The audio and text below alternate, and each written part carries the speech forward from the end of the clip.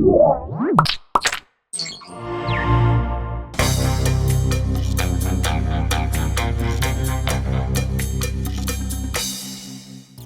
episode of Penn Point is brought to you by GoDaddy.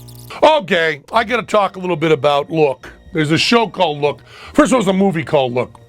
And of course, I watched it on Netflix. I watch everything on Netflix. But there's the movie Look, which is not available streaming on Netflix, but you can get it sent to you on the video.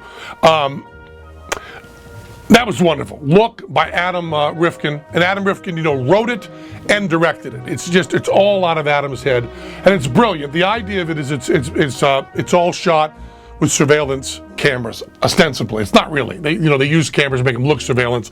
Although he told me that for the TV series, which is what I'm going to talk about, he did actually shoot some scenes like in a computer store using their computers and stuff. Really cool stuff. So Adam Rifkin, and just to tell you in full disclosure, I'm probably going to do a project, like a movie or something with Adam Rifkin, because when I saw the movie Look, I found him on the web, wrote him email, got him on the phone, and told him I loved him and wanted to make out, and I just thought he was the greatest director, greatest writer. He just killed me dead. So I really hoping to work with him. So something about this is a little self-serving.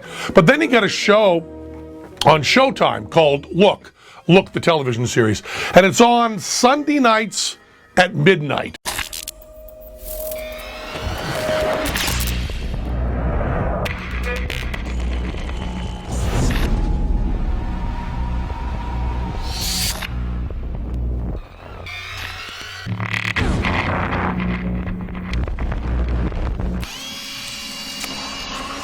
I'm in a mini mart by the train station on Stratford. I got a wild bum in here. Get somebody over. Oh my God! Good evening, everybody. Dan the Weatherman. Jesus Christ! I've been shot! It's just paint, man. Paintballs? Well, did you get the license plate number? Okay, calm I down. can't find my little Okay, one man. anywhere! All right. Stop it!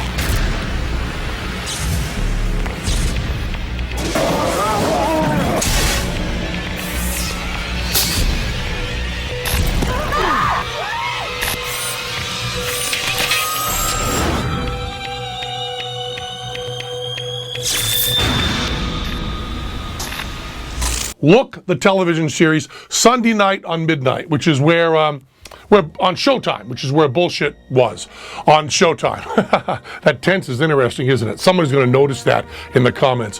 Where bullshit was on Showtime, and now Look is on midnight on Sundays on Showtime.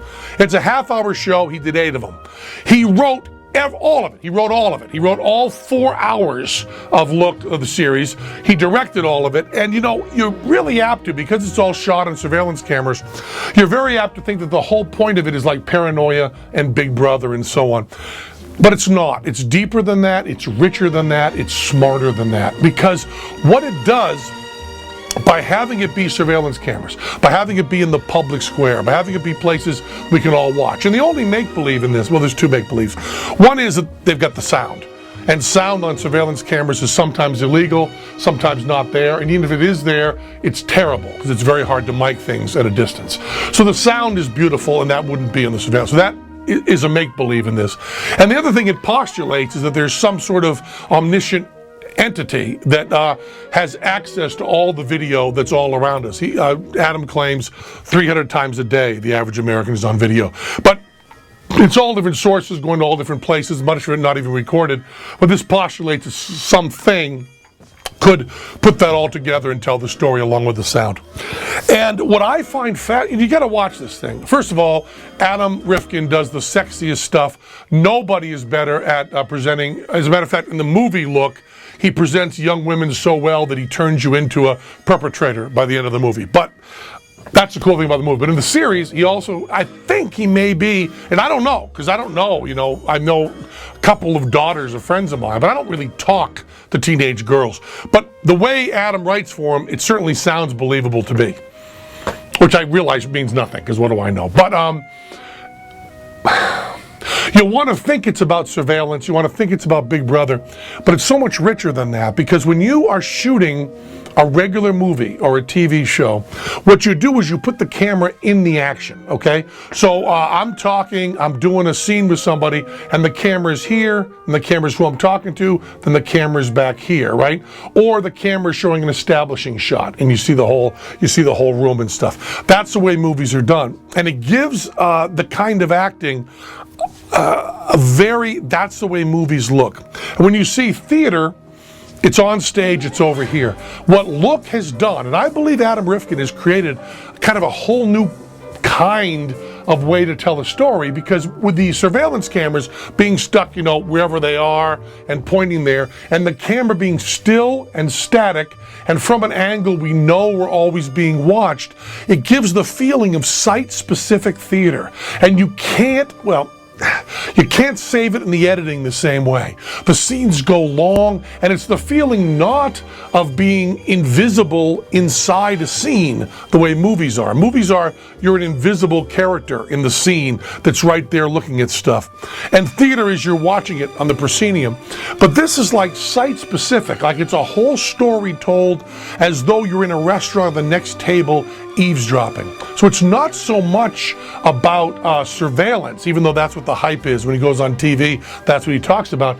It's more about the beauty of voyeurism. I don't mean the negative side, but just caring about other people. And the point of view in the Look series and in the movie is so great, because the point of view puts you not as a fly on the wall, not as an invisible person, but it makes you a person. It makes you who you are. It puts you in the mall, it puts you in the school, it puts you in the restaurant, and it puts you someplace where you're watching over another table while actors can really work. And the acting in the series Look and in the movie Look actually seems to be better acting than you see anywhere else, because it's acting being seen with full body. You don't see into this close-ups, where you just do one little, and now you're mad. Or I don't know what that look was. What was that look? Whatever look that was, none of that. It's just from a distance, it's human scale.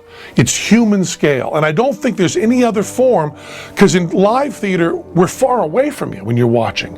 And in movies, you're up close. But this really seems to be human scale, and it's really beautiful. And Adam Rifkin is doing the hippest fucking thing in the world. So, get reliable, secure web hosting without the long-term contract. GoDaddy's hosting plans are bigger and better than ever, with 99% uptime, free 24/7 supports, and no annual commitment. Penn Point viewers can get these special deals. The code PEN8 gets you 10% off any order.